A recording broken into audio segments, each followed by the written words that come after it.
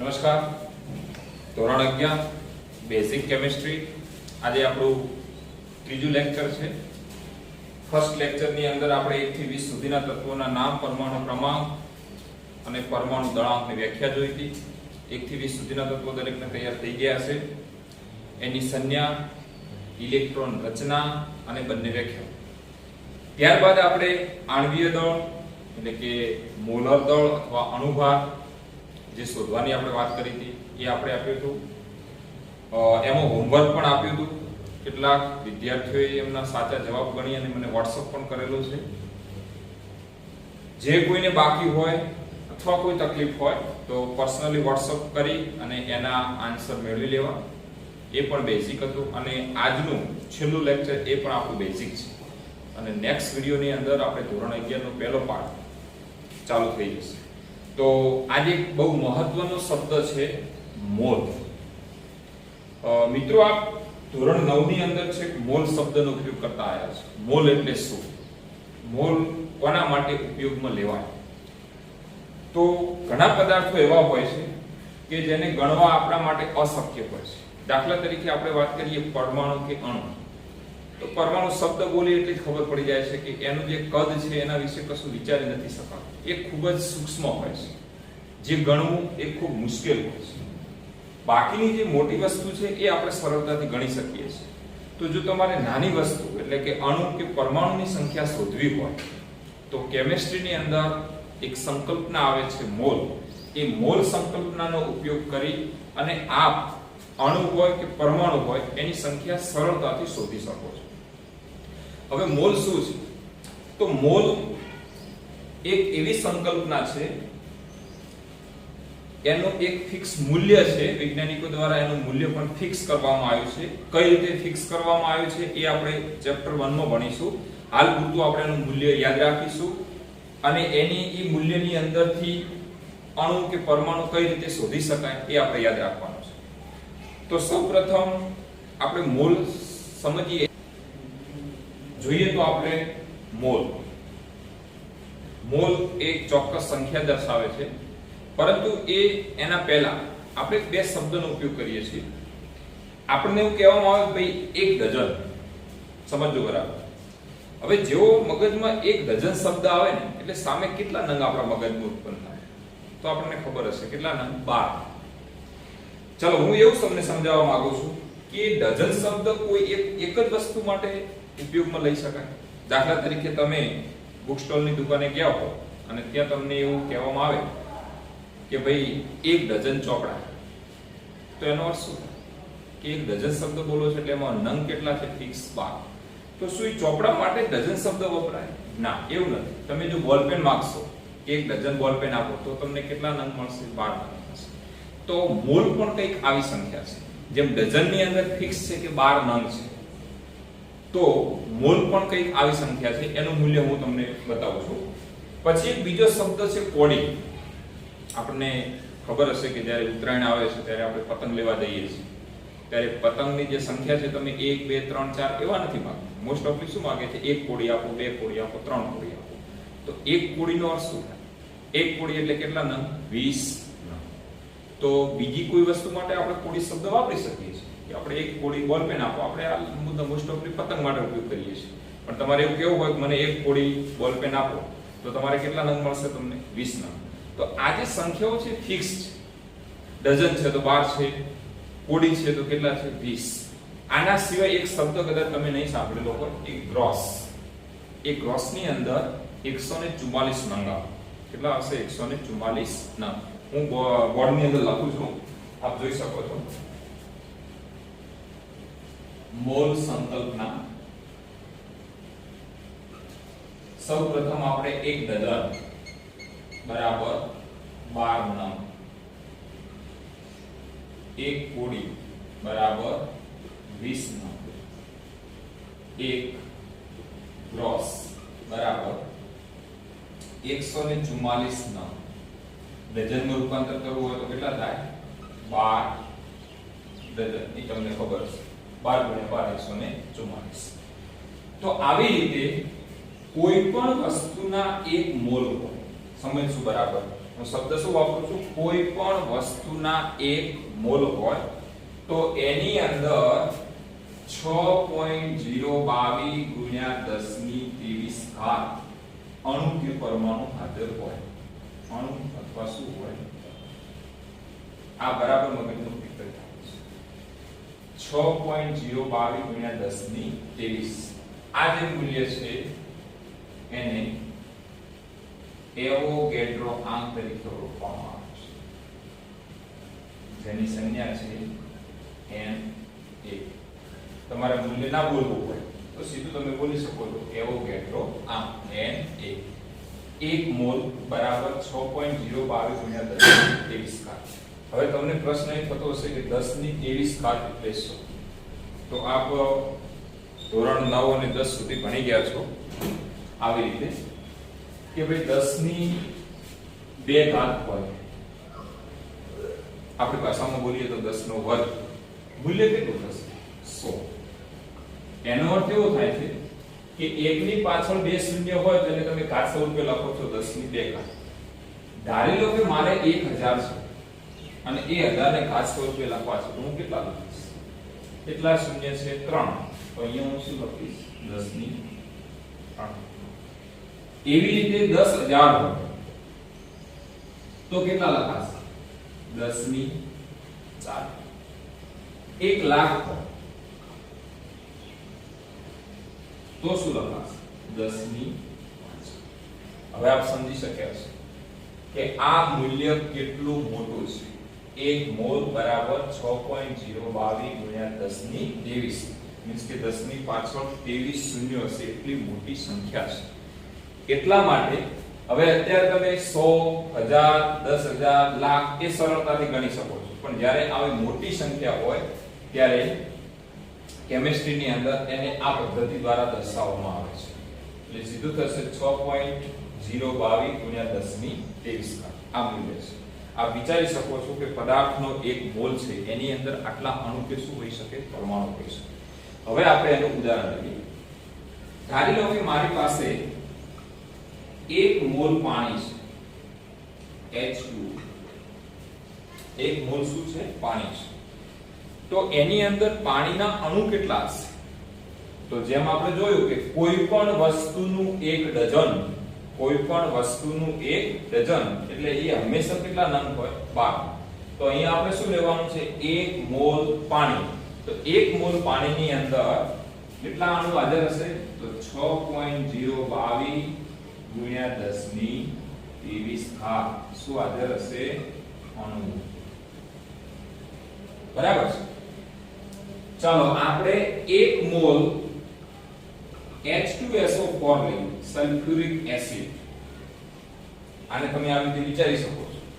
1 mall પાણીની જગ્યાએ હું આવું બોલું છું 1 ડઝન ચોપડા, અહીંયા જવાબ આવશે 12 નંગ. 1 ડઝન બોલપેન, જવાબ પાછો આવશે 12 નંગ.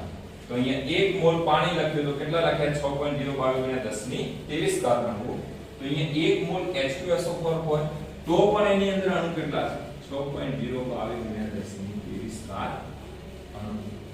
કોઈ પણ ના 1 મોલ હોય એની અંદર અણુઓની સંખ્યા હંમેશા કેટલી હોય? એવોગેડ્રો આંક છે. હવે બીજું એક ઉદાહરણ લઈએ.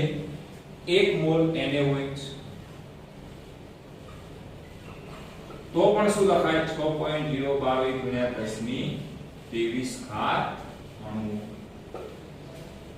1 મોલ NaCl તો પણ શું લખાય? 6.022 ગુણ્યા 10 ની 23 અણુ. હવે મગજમાં સેટ થઈ ગયું છે. કેટલા મોલ? 1 મોલ.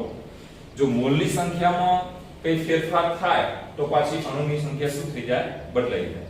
આટલા સુધીનું ક્લિયર છે. કોઈ પણ વસ્તુના 1 મોલ બરાબર 6.022 ગુણ્યા 10 ની 23 અણુ.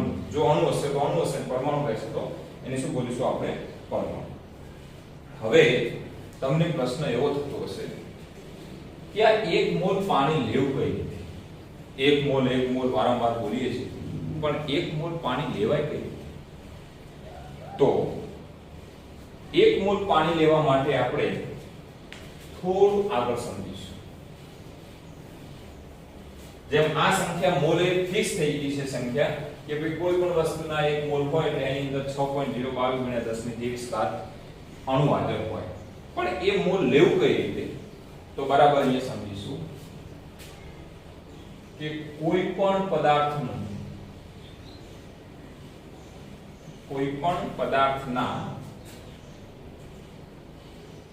1 મોલનું વજન બરાબર એક શબ્દ ઉપર ધ્યાન આપીશું.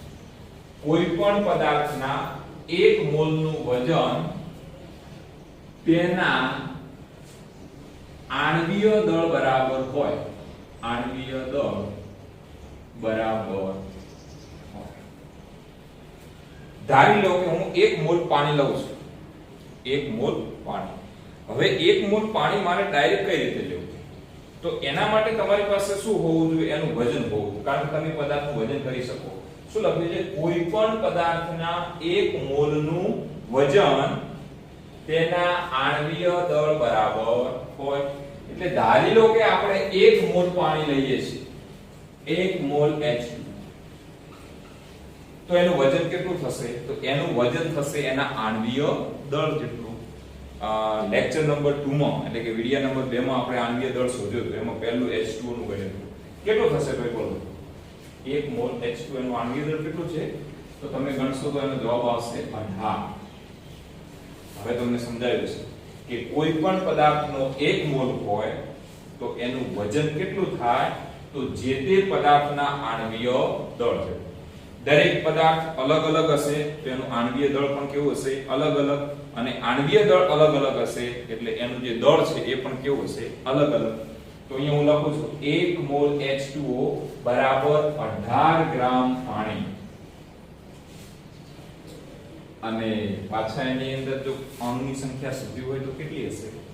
તો 6.022 * 10⁻23 એટલા શું હશે અંદર? હવે તમને સમજાશે. 18 ગ્રામ પાણી તો તમે સરળતાથી લઈ શકો છો. તો એનો અર્થ એવો થયો કે જો તમારી પાસે 18 ગ્રામ પાણી હોય તો તમારી પાસે કેટલા મોલ પાણી છે? 1 મોલ. અને 1 મોલ પાણી હોય તો એની અંદર એવોગેડ્રો આણ્વ જેટલા શું હોય?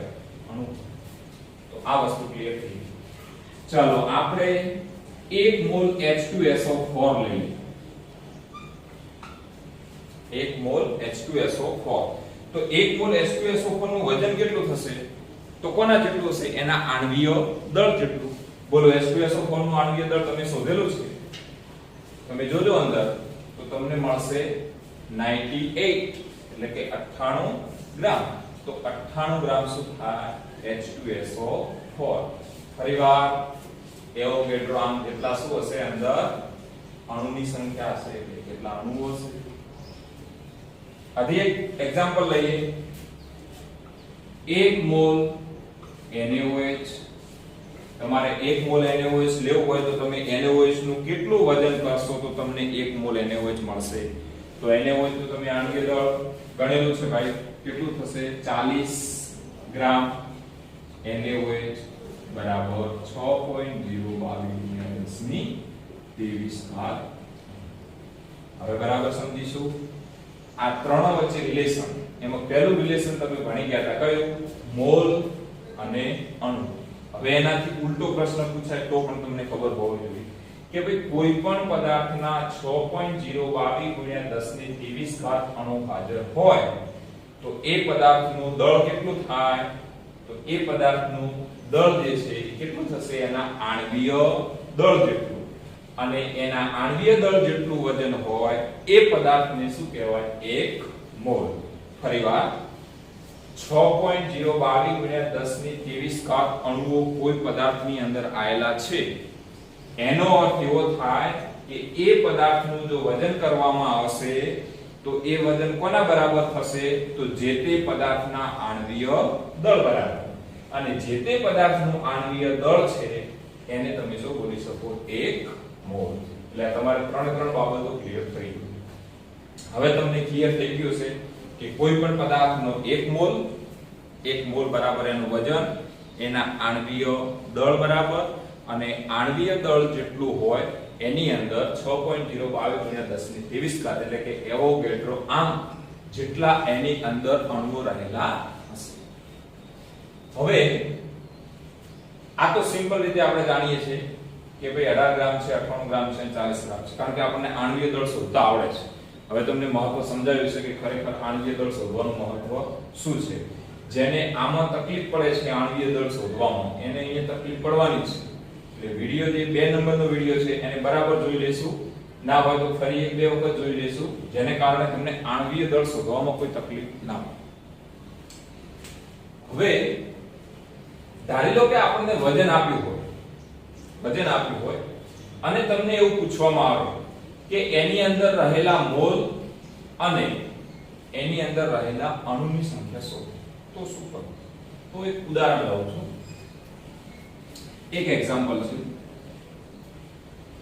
90 ગ્રામ પાણીના મોલ અને તેમાં રહેલા અણુઓની સંખ્યા શોધો.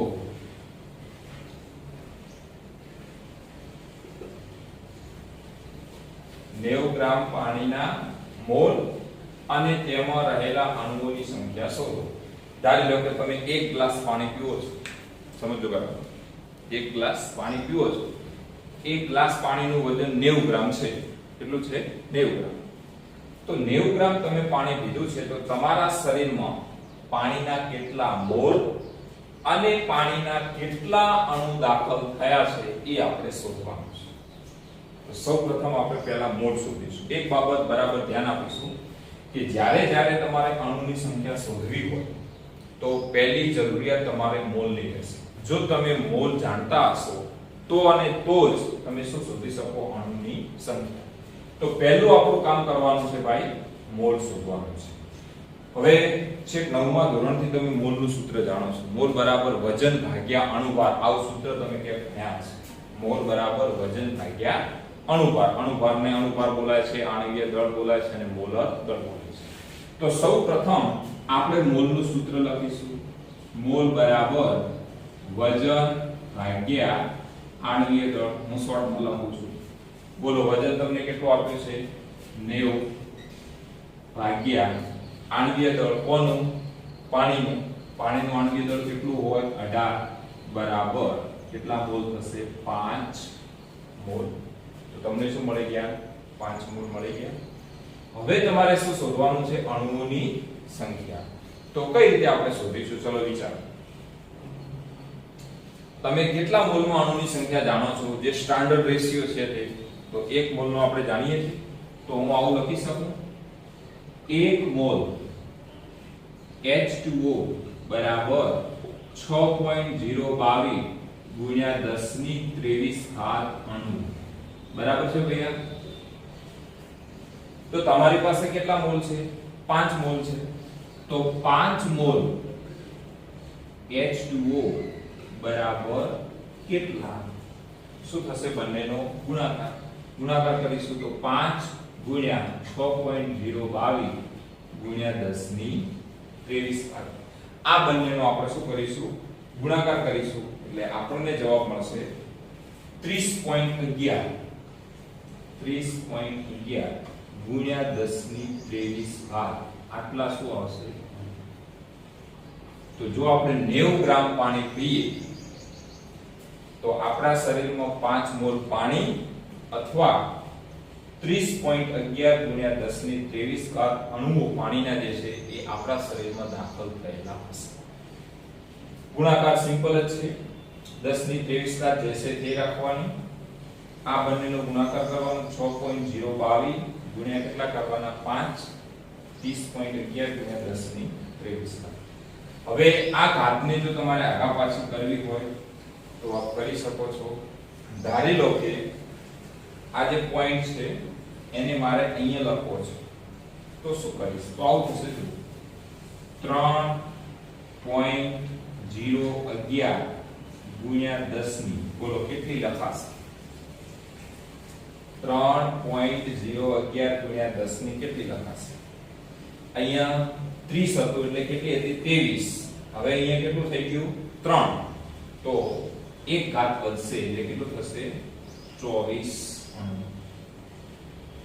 આ આપણને આવડતું જશે.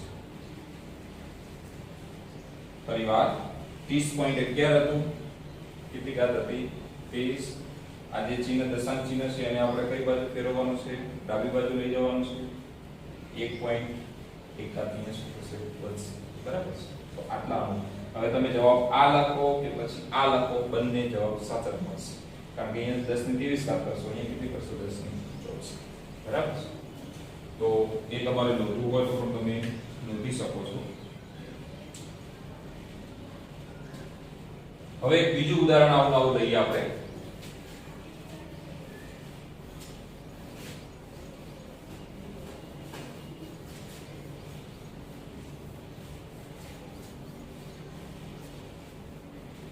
બીજું એક્ઝામ્પલ છે આપણું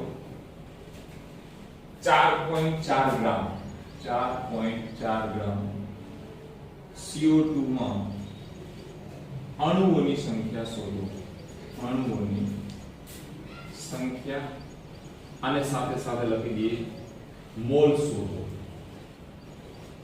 તો તમને શું આપ્યું છે ભાઈ? વજન આપ્યું છે. સીધું સૂત્ર છે મોલનું. મોલ બરાબર વજન ભાગ્યા આણ્વીય દળ. વજન કેટલું આપ્યું છે? 4.4 ભાગ્યા CO2 નું આણ્વીય દળ. તમારે શું કરવાનું? દરેક વખતે આણ્વીય દળ શોધી નાખવાનું. આવી રીતે CO2 નું આણ્વીય દળ બરાબર એક વખત કાર્બન નું પરમાણુ દળ વત્તા બે વખત ઓક્સિજન નું પરમાણુ દળ. એક વખત કાર્બન નું પરમાણુય દળ 12, 2 અને 16. 12 16 બરાબર 44 ગ્રામ પ્રતિ મોલ. હવે ખબર પડી કે તમને મોલ શું છે. બરાબર છે. જો આનો અર્થઘટન કરો, બરાબર સમજો. ગ્રામ પ્રતિ મોલ એનો અર્થ એવો થાય કે 1 મોલ કેટલો પદાર્થ? 1 મોલ એનું વજન કેટલું હશે? 44 ગ્રામ. તો એ થઈ ગયું. 1 મોલ હોય તો એનું વજન કેટલું હોય? એના આણ્વીય દળ. તો ભાગ્યા કેટલા કરીશું? 44. આનો જવાબ આવશે 0.1 મોલ. 0.1 મોલ. હવે આપણે ઓલો રેશિયો મૂકીશું કે 1 મોલ જે તે હોય તે CO2 બરાબર 6.022 ગુણ્યા 10 ની 23 ઘાત અણુઓ માટે 0.1 મોલ CO2 બરાબર કેટલા? તો 0.1 ગુણ્યા 6.022 ગુણ્યા 10 ની 23 ઘાત. એ બંનેનો આપણે ગુણાકાર કરીશું એટલે આપણને મળશે 0.22 ગુણ્યા 10 ની 23 ઘાત. ધારી લો કે આ પોઈન્ટને આપણે અહીંયા લઈ જવો હોય તો શું? તો એક આગળ ખસો તો 6.022 ગુણ્યા 10 ની 1 ઘાત ઓછી થઈ જશે. કેટલી થશે? 22 ઘાત. હાલ આપણે ભાઈ અણુ શોધતા શીખીએ છીએ, પરમાણુ નહીં. પરમાણુ માટે કંઈક અલગ કરવું પડશે. પરમાણુ માટે એટલો ફરક પડે, અહીંયા સમજી લો બરાબર કે CO2 જે છે એક આખો મોટો અણુ છે, એની અંદર ટોટલ 3 પરમાણુ રહેલા છે. કયા 3 પરમાણુ રહેલા છે? તો એક કાર્બન અને 2 ઓક્સિજન. તો આની અંદર કાર્બનના કેટલા પરમાણુ હાજર હશે? સમજો, કાર્બનના કેટલા પરમાણુ હશે? તો કાર્બન કેટલા છે? 1. તો 1 ની અંદર તો 6.022 ગુણ્યા 10 ની 23 ઘાત. અણુની જગ્યાએ શું આવે? ખાલી પરમાણુ. પણ ઓક્સિજનના કેટલા છે? ઓક્સિજનના કેટલા પરમાણુ છે? 2. 1 મોલમાં કેટલા હોય? 6.022 ગુણ્યા 10 ની 23 ઘાત. તો 2 માં કેટલા હોય? 2 ગુણ્યા 6.022 ગુણ્યા 10 ની 23 ઘાત. એ સિમ્પલ જ છે. આપણે અણુ વાળી વાત ચાલુ કરીશું. તો આ સેકન્ડ નંબરનો એક્ઝામ્પલ છે. એ આપણે નોટ કરવો હોય તો કરી નાખજો. અને હજુ આપણે એક એક્ઝામ્પલ લઈએ છીએ.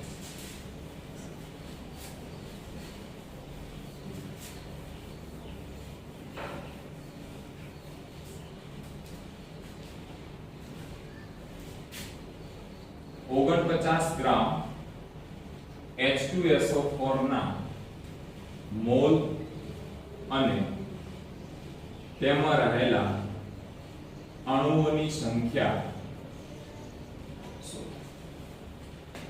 તો સીધું આપણે કોનું સૂત્ર વાપરીશું મોલનું મોલ બરાબર વજન ભાગ્યા આણ્વીય દળ વજન આપણને કેટલું આપ્યું છે 49 આણ્વીય દળ તમે H2SO4 નું ગણશો તો તમને જવાબ મળશે 98 0.5 મોલ આ તમને શું મળી ગયું મોલ હવે આપણે શું શોધવાનું બાકી છે અણુઓની સંખ્યા ફરીવાર 1 મોલ H2SO4 બરાબર 6.022 ગુણ્યા 10 ની 23 ઘાત અણુ માટે 0.5 મોલ H2SO4 બરાબર કેટલા ગુણાકાર કરીશું બંનેનો 0.5 ગુણ્યા 6.022 ગુણ્યા 10 ની 23 ઘાત એ બંનેનો જો આપણે ગુણાકાર કરીશું તો આપણને જવાબ મળશે 3.011 ગુણ્યા 10 ની 23 ઘાત અણુ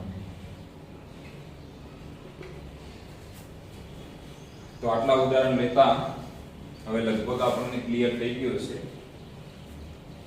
કે જો વજન આપ્યું હોય તો મોલ કઈ રીતે શોધવા મોલ આપ્યા હોય તો વજન શોધતો પણ આપણને આવડશે કે આપણે હવે લેવાનું છે આટલા સુધીનું આપ નોટ કરી નાખશો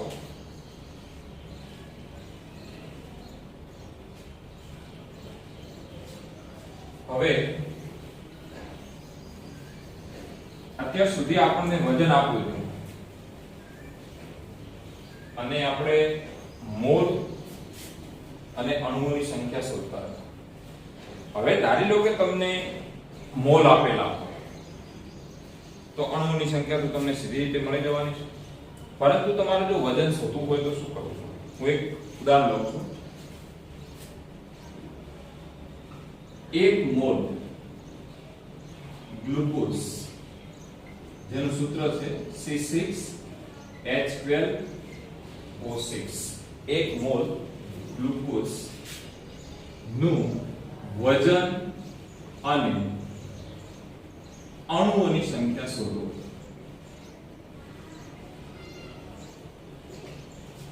અણુની સંખ્યા શોધવી હોય તો આપણી પાસે શું જોઈએ મોલ તો મોલ તો તમને આપ્યું છે કેટલા મોલ કીધા છે 1 મોલ તો સીધી આપણે પહેલી અણુઓની સંખ્યા શોધીશું 1 મોલ ગ્લુકોઝ બરાબર 6.022 ગુણ્યા 10 ની 23 ઘાત શું આવશે અણુ ચાલો એ તો આપણને સીધી રીતે મળી જશે મહત્વનું છે આપણા માટે શું વજન તમને આપ્યું શું છે મોલ તો સીધું મોલનું સૂત્ર વાપરો મોલ બરાબર વજન ભાગ્યા આણ્વીય દળ શું જાણો છો તમે ત્રણ સ્ટેપ ની અંદર મોલ તમને આપેલા છે વજન તમારે શોધવાનું છે આણ્વીય દળ એ આપણને આપેલું ના હોય એ આપણે જાતે ગણવું પડે તો સૌપ્રથમ તમારે શું કરવાનું ગ્લુકોઝ જે છે C6H12O6 નું શું શોધી નાખવાનું આણ્વીય દળ અને આમાંથી વજનને કાકા બનાવો તો શું થાય વજન બરાબર મોલ ગુણ્યા આણ્વીય દળ મોલ કેટલા 1 હવે તમે જ્યારે ગ્લુકોઝ નું આણ્વીય દળ ગણશો એ તમને મળશે 180 180 ગુણ્યા 1 એટલે 180 ગ્રામ આ એનું વજન તો હવે આનું આપણે સંપૂર્ણ રીતે જો અર્થઘટન કરવામાં આવે તો શું 1 મોલ ગ્લુકોઝ આપણને ખબર છે કે કોઈ પણ પદાર્થના 1 મોલ હોય એનું વજન કેટલું તો એના આણ્વીય દળ જેટલું તો એનો આણ્વીય દળ કેટલો આવ્યો 180 તો કોઈ પણ પદાર્થના 1 મોલનું વજન એ કોના બરાબર હોય છે એના આણ્વીય દળ બરાબર અને જો કોઈ પણ પદાર્થના 1 મોલ હોય તો એની અંદર એવોગેડ્રો આંક જેટલા શું હશે અણુઓ હાજર હશે એ પણ આપણે નોટ કરી લેશું હવે એક છેલ્લું એક્ઝામ્પલ આપણે લેવાનું છે 5 મોલ KOH નું વજન 5 મોલ KOH નું વજન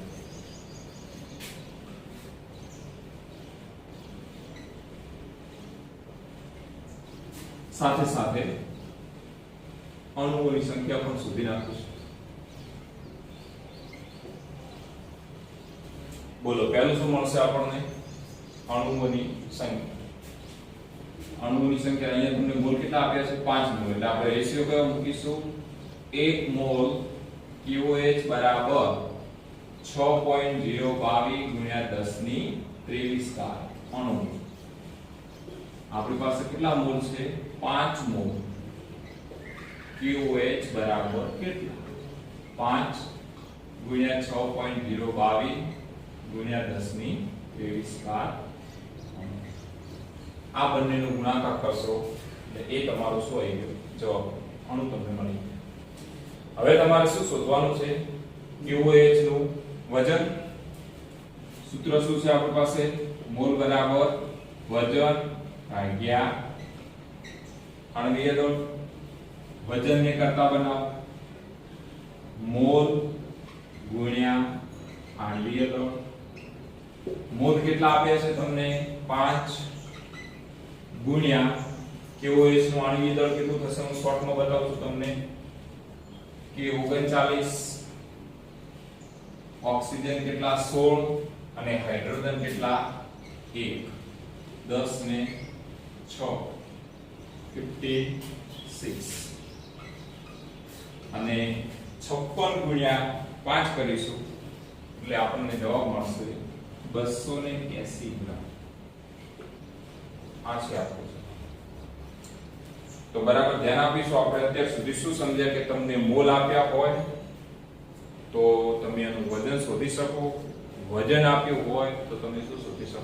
મોલ શોધી શકો. હવે એક જ પોઈન્ટ બાકી છે કે ધારી લો કે તમને શરૂઆતમાં અણુઓની સંખ્યા આપી દીધી હોય. શું આપેલું હોય? અણુઓની સંખ્યા. અને પછી કહેવામાં આવે કે આટલા અણુ ધરાવતા આ પદાર્થનું વજન મોલ શોધો. તો આપણે શું કરીશું? તો સિમ્પલ છે. આપણે એનું એક્ઝામ્પલ પણ લઈ લઈએ એટલે આપણને ક્લિયર થશે.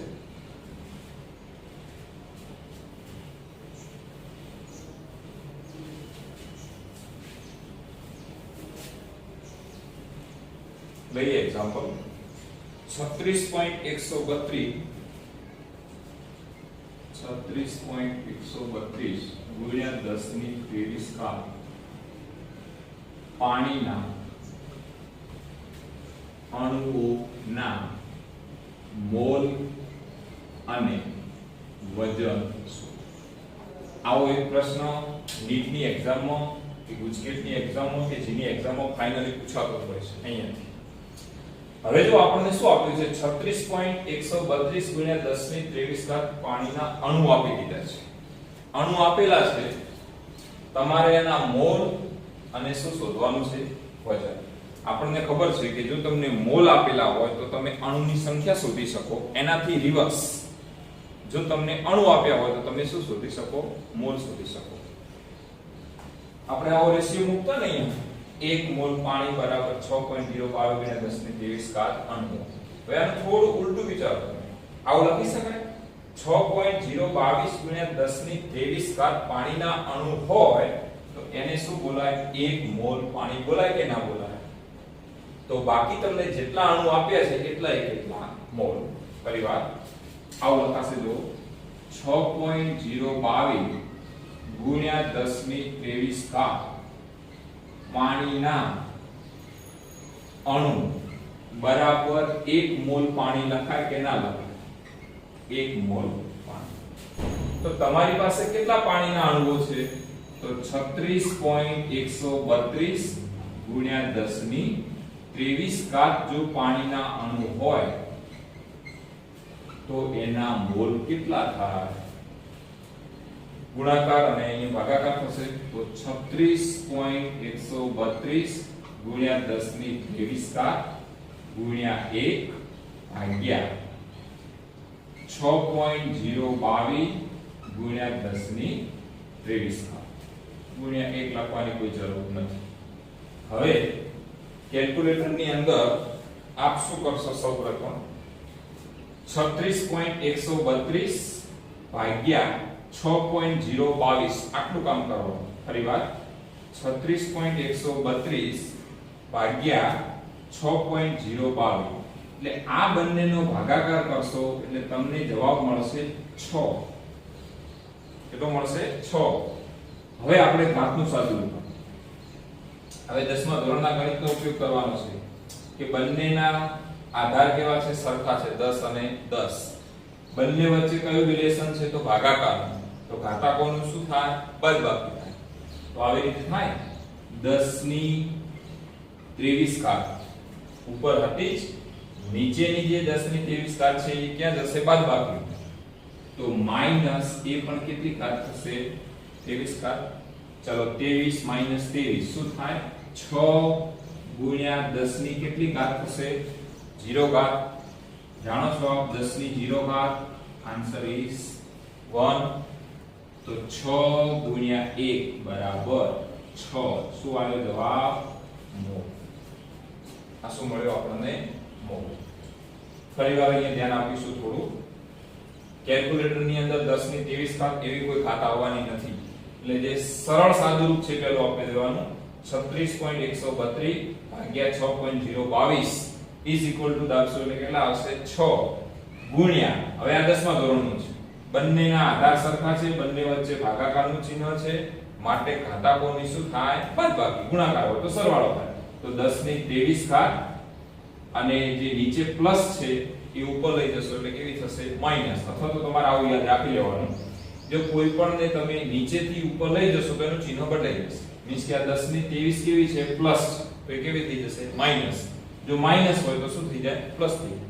તો 10 ની 23 ઘાત માઈનસ 23 ઘાત. 23 માઈનસ 23 એટલે 10 ની શું થઈ જશે? 0 ઘાત. હવે 10 ની 0 ઘાતનો જવાબ 0 ના થાય, પણ એ કેટલો થાય? 1. તો 6 ગુણ્યા 1 બરાબર 6 મોલ. શું મળી ગયું તમને? મોલ મળી ગયું. હવે મોલ ઉપરથી તમારે શું શોધવાનું? વજન. કયા સૂત્રનો ઉપયોગ કરીશું? મોલ બરાબર વજન ભાગ્યા આણ્વીય દળ. વજનને કરતા બનાવો, મોલ ગુણ્યા આણ્વીય દળ. ક્લિયર? કેટલા આયા? 6 ગુણ્યા પાણીનું કેટલો તો 18. આ તમારો શું જવાબ? તો અહીંયા સુધી મોલ સંકલ્પના જે છે એ આપણે ક્લિયર થઈ જાય છે. હવે 3 બેઝ ઉપર, મોલ ઉપરથી વજન, વજન ઉપરથી મોલ, મોલ ઉપરથી અણુ, અણુ ઉપરથી વજન, મોલ ના એક્ઝામ્પલ હું તમને હોમવર્કમાં લખી અને ફોટો મોકલું છું, જેના જવાબ તમારે ચોપડામાં ગણી નાખવાનો અને એક ચોપડો નિભાવવાનો. હવે પછીના જે એક્ઝામ્પલ છે એના માટે ચોપડો નિભાવવાનો. અને એમાં જો તમને કોઈ ક્વેરી હોય તો મારા WhatsApp જે પર્સનલ WhatsApp છે એના ઉપર આપ એનો પ્રશ્ન પૂછી શકશો. કોઈ પણ તકલીફ હોય તો ફોન દ્વારા અથવા તો WhatsApp પર તમે ગમે ત્યારે કોલ કરી અને સચોટ રીતે માહિતી મેળવી શકો છો. જો કોઈ તકલીફ રહી ગઈ હોય તો વિડિયાને 2 થી 3 વખત જોવા, જેને કારણે તમારો એક એક પોઈન્ટ ક્લિયર થઈ જાય. Okay, thank you.